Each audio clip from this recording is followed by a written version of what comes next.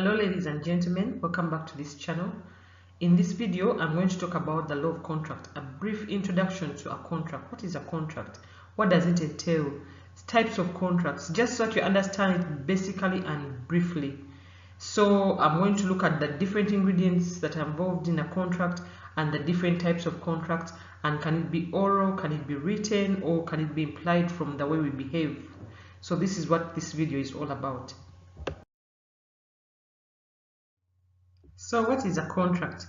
A contract is anything that you agree to, anything that is legally binding, a relationship, something you talk about and agree to and intend to agree to or to be held by it. That is a contract. For example, Janice can agree with Jack that she's going to buy Jack's car for 20 million shillings. That is a contract. They intend to be bound by what they are saying to be bound. That is a contract and to be enforced as a contract in law. So this contract can be oral, in other words, you can just say it and not write anywhere. That is an oral contract. Or it can be written. We can agree and we write down. Janice writes down what they've agreed. They both sign. That is a written contract. And then can also just be implied from conduct. Here in this case, Janice gives her money to Jack and Jack gives the Benz to Janice. Nothing is written, nothing is said. From their conduct, we understand that she's bought the car from the other guy. That is a contract.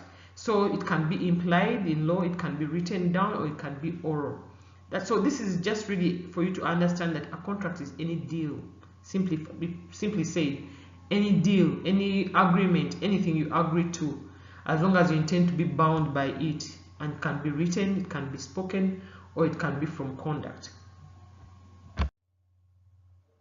So there are different types of contracts. I'll just give a few examples.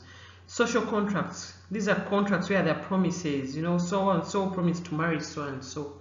That's really a social contract. And in law, these are not enforceable unless there's consideration that is exchanged between the two people. Then we have contracts that are illegal. The law cannot uphold an illegality. In other words, you agree to be paid 10 million shillings to kill someone. In case you kill the person and you're not paid, you cannot go to court and say, no, I was not paid, so I should, because I shot for them. No. The law cannot uphold an illegality. What you did in the first place was illegal, so the law cannot support it. So those are illegal contracts. Then we have bilateral contracts. Bilateral means two. The word bi means two. These are contracts between two people. Any two people, they are bilateral, and these are opposed to the unilateral. Unilateral is one person contracting with, for example, the rest of the world. If I sent out an advert saying that whoever finds my dog, I'll give them 10 million shillings, that's a unilateral contract between me and anyone out there and the rest of the world.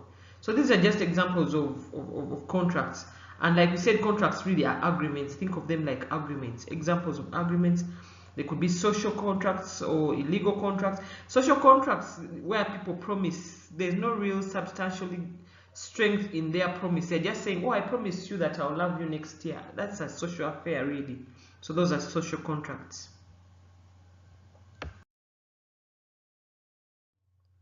So this slide is just giving you other examples of kinds of contracts or agreements. You could find their contracts between governments. China agrees with Uganda that they will construct a road for Uganda and Uganda is to pay back. Or it could just be a contract in your house. You agree with someone to bring beans to your house every month. That is a contract. Or you enter into a contract to buy land. That is a land contract. Or you contract your friend, or you agree with your friend that you're going to get a business, sell things, and you split the profits. All those are just examples of contracts. And like we said, a contract is simply an agreement.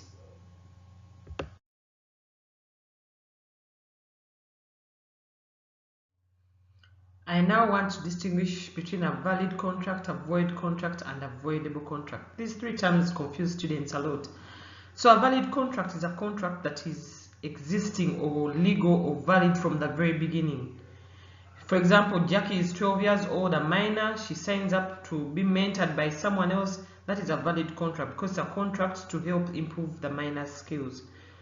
Typical example of a valid contract. Or any kind of contract that has no illegalities or any issues, that's a valid contract.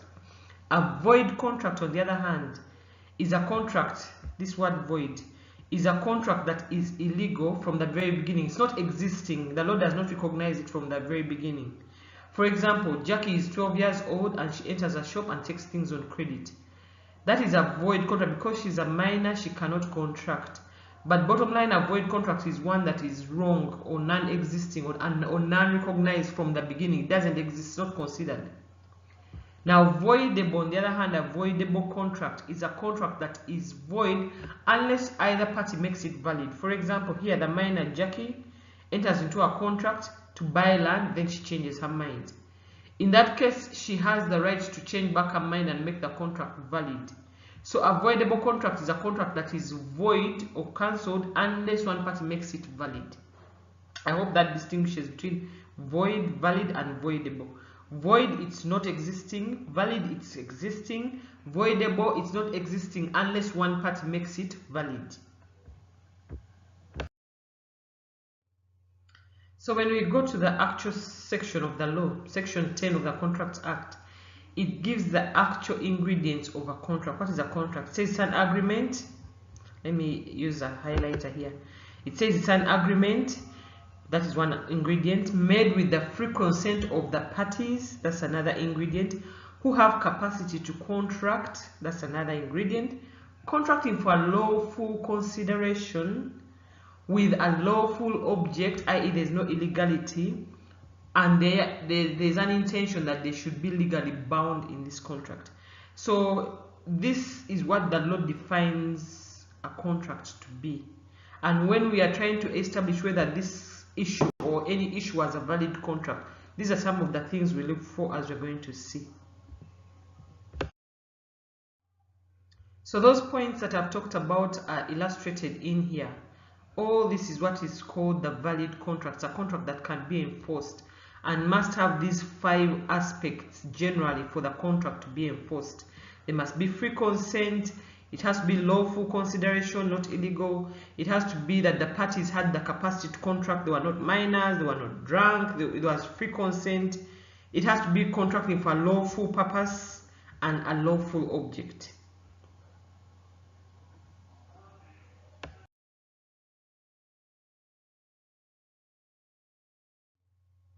So these are the elements that we look for when we are looking for a valid contract. And every contract has to be subjected to all these elements for it to be valid and enforceable in law. So we look for, was there a valid offer? Did someone make an offer? Was that offer accepted? Did they furnish consideration? Did both parties give consideration? Was there an intention to create legal relations or to be legally bound? Do all the parties have the capacity to contract? Was there a meeting of minds, or what we call consensus ad idem? And then, are there any things that vitiate the contract or not?